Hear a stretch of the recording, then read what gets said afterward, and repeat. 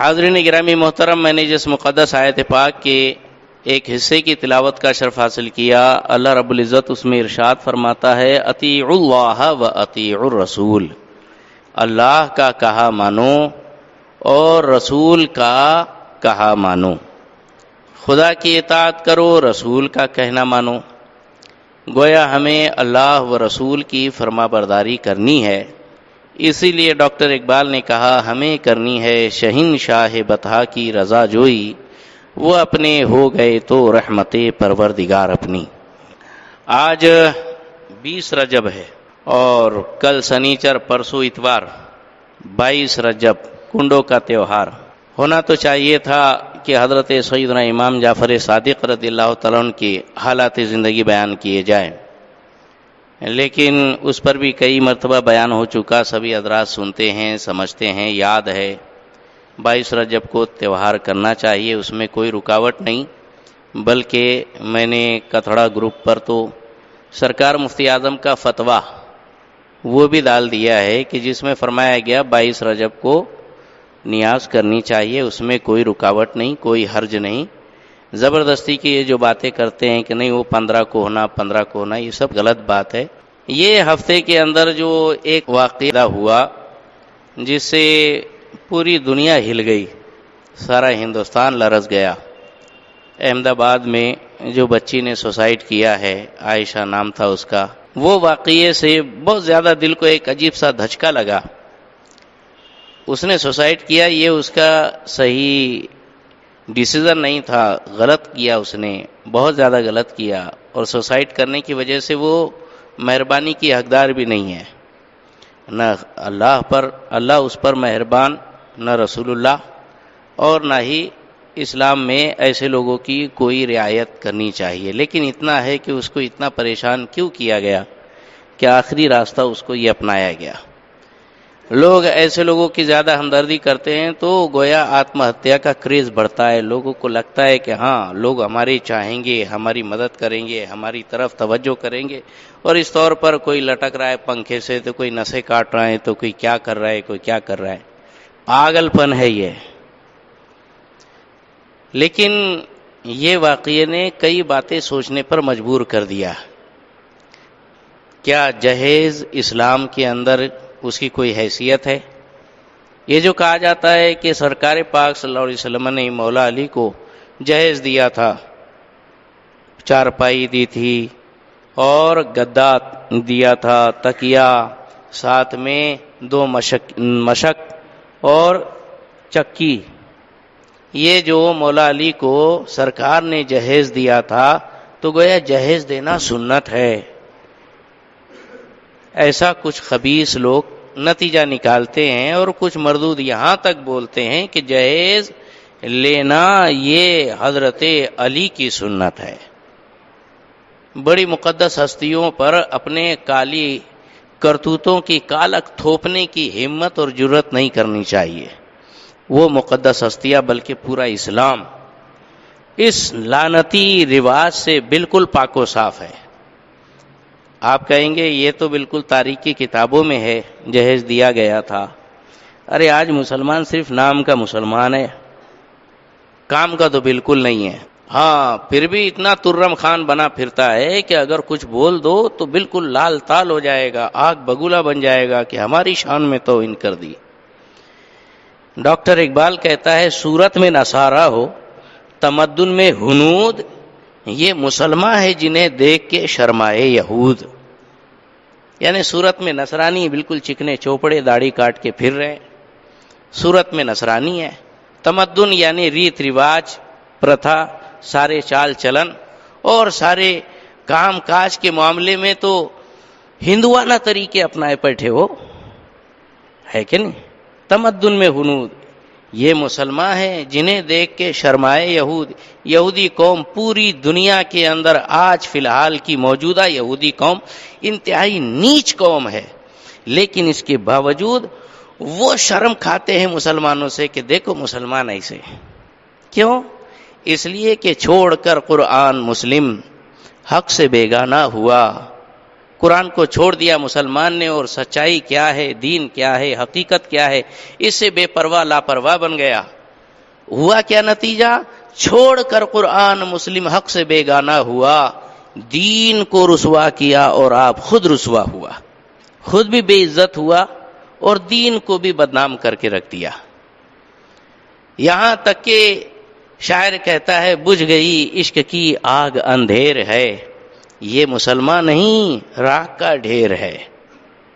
Doctor Iqbal کہتے ہیں زباں سے کہہ بھی دیا لا الہ کیا حاصل، دل و نظر جو مسلمان نہیں تو کچھ بھی نہیں۔ آخر میں کہتے ہیں ہمیں کرنی ہے شہنشاہ بطحا کی رضا جوئی، وہ اپنے ہو گئے تو رحمت پروردگار اپنی۔ شادی کے رسم و رواج طور طریقے پتہ بھی ہے کچھ؟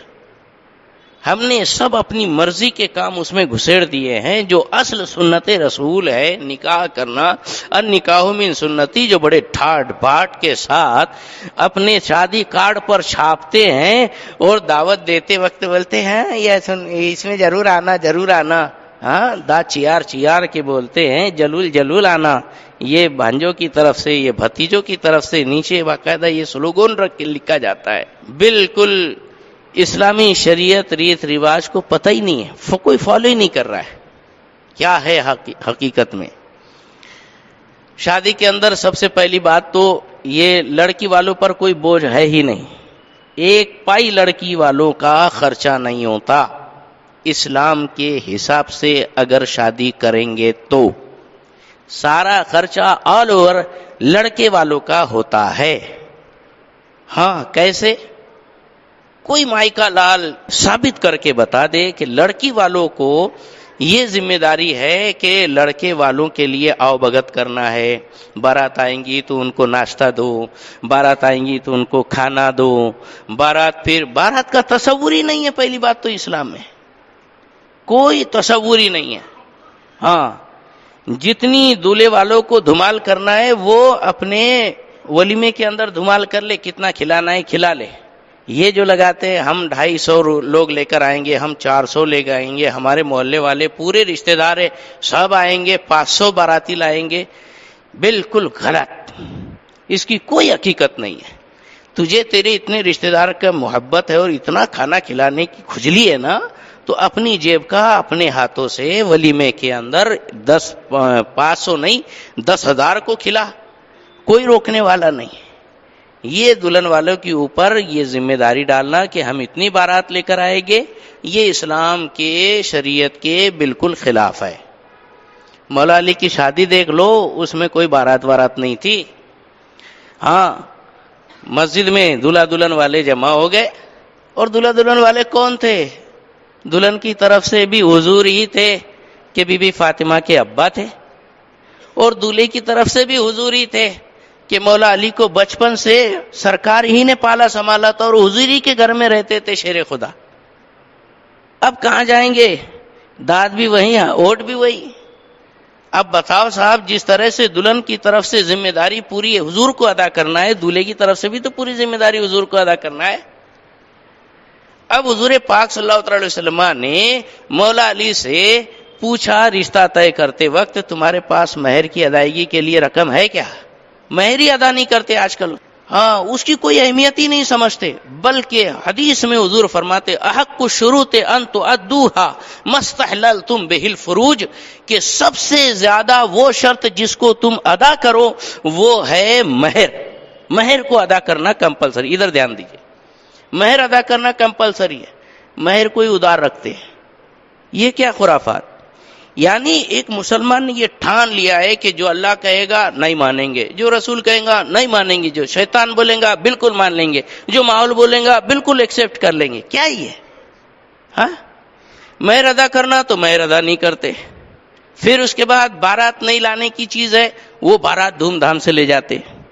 پھر اس کے بعد نیا خرافات آج کل نکلا ہے کہ باقاعدہ ایک ایسی کھٹیا لیں گے، اس کے نیچے کھٹیے کے 4 پہیوں کو 4 بھائی لوگ پکڑیں گے، یا پھر وہ پھولوں کی چادر پکڑیں گے 4 بھائی، بیچ میں دلہن جا رہی ہے۔ بلکہ یہ بھی خرافات ناسک میں شروع ہو گئی ہے کہ بگی کے اوپر دلہن کو بیٹھا کر باقاعدہ شادی ہال تک لا رہے، عورت کی بھی بارات نکال رہے۔ ارے یار کیا ہے یہ؟ ارے کیوں کلمے کا مذاق اڑا رہے ہو؟ کیوں مسلمانوں کا مذاق اڑا رہے ہو اور مذاق بنا رہے ہو؟ ارے سیدھا مسلمان ہے تو مسلمان بن کے رہو، زبردستی یہ ادھر ادھر کی خرافاتیں ٹی وی سیریل کے اندر دیکھ دیکھ کر اچھا لگا تو میں بھی ایسی کروں گا. ارے پاگل، یہ کیا کر رہا ہے تو؟ حضور پاک صلی اللہ علیہ وسلم نے جو فرمایا وہ کرو. باقاعدہ عورت کی بھی بارات نکالی گئی ہے، دلہن کو بھی ڈھوم دھڑاکے اور باقاعدہ وہ میلاد کے ساتھ، اور اب میلاد کا بھی پورا کچومبر نکل گیا. ارے دب بجانے کی اجازت ہے تو اب اس میں بھی باقاعدہ کڑے ساتھ میں، پھر اس کے بعد کاچ ٹک ٹک ٹک ٹک ٹک بج رہے ہیں، پھر جھنجھنے یہ بج رہے ہیں. یہ حرام ہے. میلاد پارٹی والے جو آج کل میلاد بناتے ہیں نا، بالکل حرام ہے. یہ شریعت کے قاعدے کے خلاف ہے. دف کی اجازت تھی تو اس میں بھی خرافات، یعنی یہ مسلمان نے ٹھان لیا ہے اللہ جو کہیں گا نہیں ماننا ہے، رسول جو کہیں گا نہیں ماننا ہے، اپنی مرضی سے چلنا ہے. ابے تیری مرضی سے تو پیدا ہوا ہے، اللہ نے پیدا کیا، اللہ کا بندہ ہے، خدا کو مالک مانتا ہے تو بندہ بن، خدا مت بن. یہ کیا خباثت اور خرافات. تو پہلی بات یہ ساری باتیں دیکھ لو. یہ ہلدی اس کا کوئی تصور نہیں ہے، یہ کیا کہتے کندوری اس کا کوئی تصور اسلام میں نہیں ہے. ہاں پھر کیا ہے یہ کہ صاحب دلہن ہے، روز نہاتی ہے، وہ خود ہی اپنے چکسا وغیرہ لگا لیں گی، ہلدی وغیرہ لگا لیں گی، وہ خود ہی صاف ستھرا پنا کر لیں گی. یہ دوسرے 10 کو جمع کر کے ڈھول ڈھمکا بجانے کی کوئی اجازت شریعت نہیں دیتی، نہ دلہن کے لیے نہ دولہے کے لیے. یہ ہلدی کی رسم ہی بیکار. آئی بہن، بیچارہ ایک غریب جتنے میں شادی کر لیں گا اتنے کی تو باقاعدہ کندوری کر ڈالتے ہیں، 3 بکرے 4 بکرے کی کندوری. یہ کہاں سے لے کر آ گئے؟ بولے وہ ہمارے خاندانی رواج ہے. بالکل اصال ثواب صحیح چیز ہے، اچھی چیز ہے، لیکن وہ رسم و رواج کو اتنا زیادہ پابند بنا لینا کہ انسان کی جان پر بن آئے اور کہیں سے کچھ انتظام نہ ہو سکے تو زیورات گروی رکھ کے قرضہ لو، سودی بیاجی قرضہ لو اور پھر شادی بیاہ کرو. یہ اسلام اس کا پابند نہیں بناتا. یہ جتنے بھی ساری مصیبتیں ہیں یہ سب ہمارے ہاتھوں کی کیے دھرے کی نتیجہ ہے. ہاں تو بارات کا بھی کوئی تصور نہیں. آپ دیکھیں تو صحیح، جب شادی ہوتی ہے شادی کے بعد چھوارے کھجور کون لاتا ہے؟ دولہے والے. یہ حضور کے دور سے چلا آ رہا ہے، یعنی کھانے کا انتظام کھجور تھا وہ بھی دولہے والوں کی طرف سے. ہاں دلہن والوں کی طرف سے کچھ بھی نہیں تھا. آئے مسجد میں، حضور پاک صلی اللہ علیہ وسلم نے نکاح پڑھا دیا. نکاح پڑھانے کے بعد ہاں سب سے پہلی بات تو حضرت مولا علی سے فرمایا کچھ مہر کے واسطے ہے؟ تو کہا میرے پاس تو کچھ بھی نہیں. مہر کی اہمیت سنو. حضور فرماتے ہیں تمہارے پاس تو زرہ ہے نا. زرہ بولے تو چلکھت، لوہے کی بنیان جو ایک فوجی کو اپنے پروٹیکشن کے لیے پہننا پڑتا ہے جنگ کے دوران. وہ تو اہم چیز تھی نا. لیکن حضور نے فرمایا اس کو بیچو، مہر کا انتظام کرو. اس کو بیچو، مہر کا انتظام کرو. یہاں تو مہر تو بس باپ کا مال ہے، دبا لیا، ادھار رکھ دیا، دینا ہی نہیں ہے کبھی. یہ کیا بات ہے؟ ہاں حضرت مولا علی اس کو بیچنے کے لیے بازار پہنچے. حضرت عثمان غنی رضی اللہ تعالی نے 480 درہم میں وہ زرہ خریدی، اور یہ 480 درہم لے کر مولا علی جب گھر پہنچے حضور کی بارگاہ میں پیش کر دیا. حضور یہ قیمت آئی ہے. سرکار پاک صلی اللہ علیہ وسلم نے ایک مٹھی لے کر بی بی ام سلمہ اور بی بی ام ایمن کے حوالے کیا کہ فاطمہ کے لیے کپڑے اور عطر وغیرہ خوشبو کا اہتمام انتظام کیا جائے. صدیق اکبر کو کچھ عطا کی رقم اور فرمائے اس سے سامان جہیز تیار کیا جائے.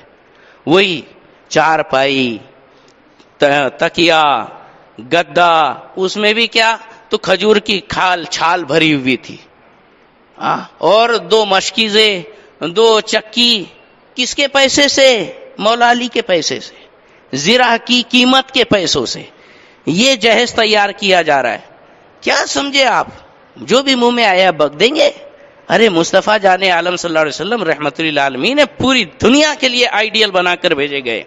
یہ مسلمانوں کے اندر جہیز کا تو کوئی تصور ہی نہیں ہے، بلکہ حکم یہ ہے کہ وہی آدمی شادی کر سکتا ہے جو اپنی کمائی سے روکڑا مہر ادا کر سکے اور بیوی کا خرچہ پانی مکمل پورا کر سکے. جو من استطاع منکم الباءۃ فلیتزوج وان لم یجد الباءۃ فعلیہ بالصوم او کما قال صلی اللہ علیہ وسلم، جو تم میں طاقت رکھتا ہو وہ شادی کرے، اور جس کے پاس طاقت نہیں ہے، خرچہ پانی کمانے کا حیثیت نہیں ہے، انکم سورس نہیں ہے، تو وہ چاہے جتنا کیوں نہ اتم کی اولاد ہو، بادشاہ کا بیٹا ہو، وہ روزہ رکھے، شادی کے لائق نہیں ہے وہ انسان۔ تو اکنامیکل پیسے کے لحاظ سے اتنی کیپیسٹی ہونا ضروری ہے کہ نقد مہر اپنی کمائی سے ادا کر سکے اور بیوی اور شوہر دونوں اپنا خرچہ پورا کر سکے، تو ہی وہ لڑکا اپنے وقت کی شہزادی کے لیے بھی لائق اور کفو مانا گیا ہے، اس کی شادی شہزادی سے بھی کی جا سکتی ہے۔ لیکن اگر وہ اتنا کمانے کے لائق نہیں ہے تو بھکارن کا بھی وہ باقاعدہ کفو نہیں ہے، اس کے لیے حضور نے فرمایا وہ شادی نہ کرے، سیدھے سے عزت کے ساتھ روزہ رکھے۔ یہ ہے اسلام۔ ہاں، نٹلے نکمے، نہ کمائی کے نہ دھمائی کے، کام کے نہ کاج کے، دشمن اناج کے اٹھا کے بیٹھا دیا، دولہا بنا دیا، ایسا نہیں چلتا۔ مہر بڑی اہم چیز ہے۔ حضور پاک صلی اللہ علیہ وسلم نے پھر بی بی فاطمہ رضی اللہ تعالیٰ عنہا کا مہر 400 درہم یہ مقرر فرمایا۔ کم دو روایتیں جس میں 400 درہم کی ایک روایت ہے اور 500 درہم کی ایک روایت ہے۔ تو 400 درہم یعنی 30 درہم، یہ 10 درہم کا 32 گرام ہوتا ہے۔ اب 400 درہم کا کتنا ہوگا؟ تقریباً 1.25 کلو چاندی۔ بی بی فاطمہ کی مہر تھی، مہر فاطمہ۔ ہاں، کس کے لیے؟ مولا علی کے لیے۔ مولا علی جن کے پاس کچھ بھی نہیں تھا، زرہ بیچ کر پیسے لائے تھے، وہ 400 درہم پورے اٹھا کر بی بی فاطمہ کو مہر کے طور پر ادا کر دیے گئے۔ میاں کس خواب خرگوش میں ہو؟ دین کو مذاق بنا رکھا ہے۔ پھر جہیز، ارے جہیز کی کوئی حیثیت نہیں ہے، وہ سارا جہیز سیدنا مولا علی کے پیسوں سے بنایا گیا تھا، وہ بھی اس وجہ سے کہ ان کا گھر نہیں تھا، کچھ نہیں تھا۔ ایک صحابی رسول نے ان کو اپنی طرف سے گھر گفٹ کیا تھا۔ بی بی فاطمہ رضی اللہ تعالی عنہا کو امہات المومنین بدائی کرا کے لے جا کر وہ مکان میں چھوڑ آئی تھی، اور وہیں پر سیدنا مولا علی کے ساتھ رہنے لگی تھی۔ یہ ہے بی بی فاطمہ رضی اللہ تعالی عنہا کا حال۔ اور پھر تیسری بات نکاح کے بارے میں یہ کہ بھئی مسجدوں میں نکاح پڑھاؤ۔ ہاں، تو بولے نہیں مسجد میں کائے کو ہوں گا۔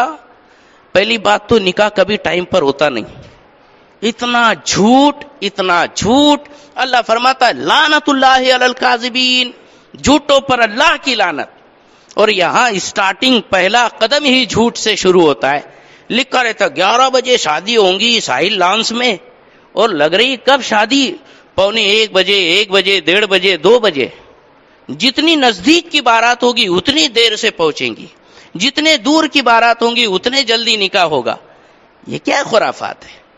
ٹائمنگ ہے نا، ٹائم مینجمنٹ یہ اسلام کے اندر بہت اہمیت رکھتا ہے۔ کسی کو کوئی پرواہ نہیں۔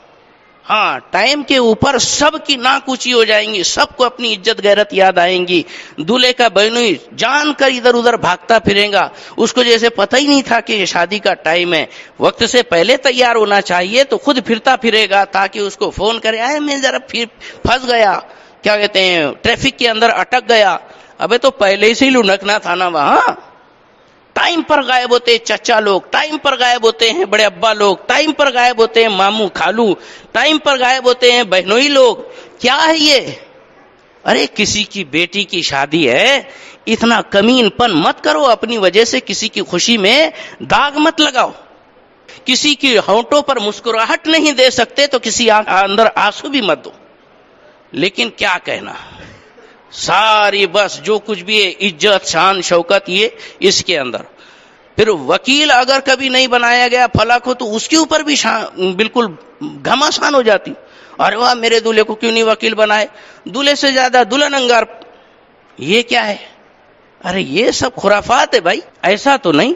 جس کو بنا دیا پیار محبت سے۔ ارے 2 بول محبت کے آپ اگر بول دے اور محفل میں رنگ جم جائے اور خوشی کا ماحول پیدا، کتنی اچھی بات ہے۔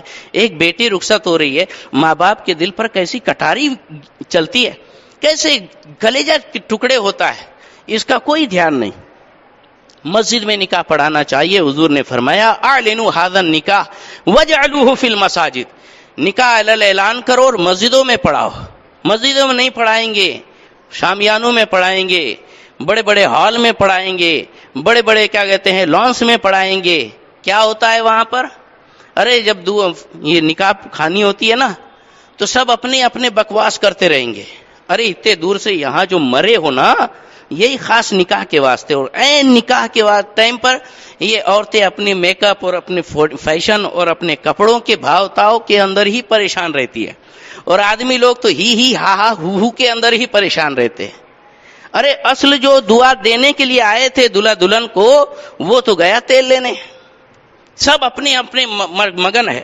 اب یہاں کلمے پڑھائے جا رہے ہیں، ایجاب و قبول کرایا جا رہا ہے، کسی کو کوئی پرواہ نہیں، تو کائے کو آیا؟ پھر اس کے بعد ہوتا ہے الفاتحہ، تو اب سب ہاتھ اٹھا رہے، یہ کہ فاتحہ اور یہ دعا کا ماحول ہے. ارے دعا میں انسان دل سے اللہ کی طرف متوجہ ہوتا ہے، وہاں دل اللہ کی طرف متوجہ ہوتا ہے. بچے الگ چلا رہے ہیں، عورتیں الگ چیخ پکار کر رہی ہیں، اور مرد لوگ تو اور شیطان کے باپ بنے بیٹھے ہیں. بتاؤ، یہ ماحول بنا کے رکھا ہے. اسلام پرفیکٹ ریلیجن، کامل مذہب ہے. ارے اس کو فالو کرنا ہے تو پورے طور پر فالو کرو. کیوں اپنی کرتوتوں اور بدکاریوں کی وجہ سے اسلام کو برباد کر رہے ہو؟ یہ جہیز کی کوئی حیثیت نہیں تھی، وہی جہیز مانگ مانگ کر اس بچی کو احساس ہوا کہ میرے ماں باپ کب تک اس کی ڈیمانڈ پوری کرتے رہیں گے اور کیا کروں. آخر اس نے اپنے آپ کو مروا ڈالا، حالانکہ کوئی نیک کام نہیں کیا اس نے. یہ جو اپنے آپ کو مارتے ہیں، حضور پاک صلی اللہ علیہ وسلم نے ارشاد فرمایا، من تردى نفسہ من الجبل فقتل نفسہ، کہ جس نے اپنے آپ کو پہاڑ سے گرا دیا اور مار دیا، جہنم کے اندر اسے پہاڑ سے گرایا جائے گا، خالدن مخلدن فیہا ابدا، ہمیشہ ہمیشہ اس کو یہی سزا ملے گی. ومن تحسى سمن، اور جس نے زہر پیا اور قتل نفسہ، اپنے آپ کو مار ڈالا، فسمہ فی یدہ ویتحساہ فی نار جہنم خالدا مخلدا فیہا ابدا، کہ جس نے زہر پی کر اپنے آپ کو مار ڈالا، جہنم میں اس کے ہاتھ میں وہی زہر ہوگا اور ہمیشہ وہ پی پی کر اپنے آپ کو مارتا رہے گا، مارتا رہے گا. حضور نے فرمایا، جس نے اگر کسی چاقو سے اپنے آپ کو پیٹ میں مار کر مار ڈالا ہے تو کہ اس کا چاقو اس کے ہاتھ میں رہے گا، اور قیامت میں آخرت کے اندر جہنم میں وہ اپنے پیٹ میں وہ چاقو کا وار کرتا رہے گا ہمیشہ ہمیشہ کے لیے، اسے یہی سزا ملے گی. تو دوستو، کیا کرنا چاہیے تھا اس کو؟ کوئی ضرورت نہیں تھی یار، اتنا نالائق تھا، طلاق لے لی ہوتی، ختم.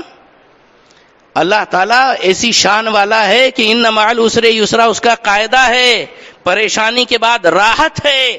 اللہ بندے کو ایک بار آزماتا، بار بار نہیں آزماتا. دوسرا کوئی اچھا اس کی قسمت میں رکھ دیتا کہ اپنے گھر کی رانی بن کر راج کرتی، لیکن وہ حوصلہ نہیں. پیار کیا ہے کاکا، پیار کیا ہے. یہ جو ٹی وی دیکھتے ہیں، سیریل دیکھتے ہیں، عیاشی دماغ میں پھنسی ہوئی ہے، تو یہ سب خرافات ہے، نالائکی ہے، یہ بدتمیزی بد تہذیبی ہے. ہاں، حوصلے کے ساتھ اگر رہتی، بہترین پڑھائی کر کے بڑے آفیسر بن سکتی تھی. حوصلے کے ساتھ رہتی، اپنی زندگی آپ جیتی، بہترین شاندار، دوسروں کے لیے قابل رشک و فخر کام کرتی، قوم کے لیے، دین کے لیے، مذہب کے لیے، لوگوں کے لیے خدمت کے واسطے اپنی زندگی وقف کر دی ہوتی. کتنی پیاری چیز ہو سکتی تھی، لیکن یہ حوصلہ ہار دیا. سرکار پاک صلی اللہ علیہ وسلم نے ارشاد فرمایا کہ جو عورت شوہر کے ظلم پر صبر کرتی ہے، اسے سیدہ آسیہ رضی اللہ تعالیٰ عنہا کے صبر کے برابر ثواب عطا فرمایا جائے گا. ارے صاحب کیوں حوصلہ ہارے؟ ہمارے لیے آئیڈیل موجود ہے. آسیہ کون؟ پوری دنیا کا سب سے جلاد شوہر تھا ان کا، فرعون. ہاں، جب نماز پڑھتی تھی تو یہ خبیث ان پر کوڑے چلاتا تھا، یہاں تک کہ کہا کہ تو اللہ کا کلمہ پڑھنا چھوڑ دے، مجھے اپنا خدا اور معبود مان، میرے لیے سجدہ کر. کہا نہیں، میں تو آمنت برب موسیٰ و ہارون، ہارون اور موسیٰ کے رب پر میں ایمان لائی ہوں، لا الہ الا اللہ، اللہ تو ایک ہی ہے. اس خبیث نے کیا سزا دی پتہ ہے؟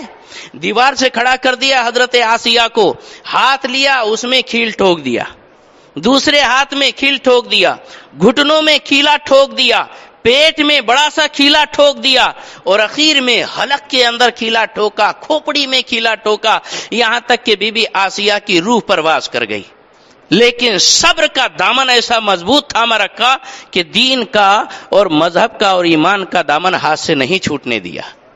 اللہ کے رسول فرماتے ہیں شوہر چاہے جیسا بدتمیز ہو، اگر اس پہ صبر کرتی ہے تو اس کو بی بی آسیہ جیسا ثواب ملے گا۔ کتنی بڑی بات ہے، ہاں؟ یا اللہ، حوصلے کے ساتھ رہنا چاہیے، کبھی بھی حوصلہ نہیں ہارنا چاہیے، ہوپلیس نہیں بننا چاہیے، اس لیے کہ ان اللہ مع الصابرین، جب اللہ ساتھ میں ہے تو پھر کاہے لیے حوصلہ ہارنا ہے۔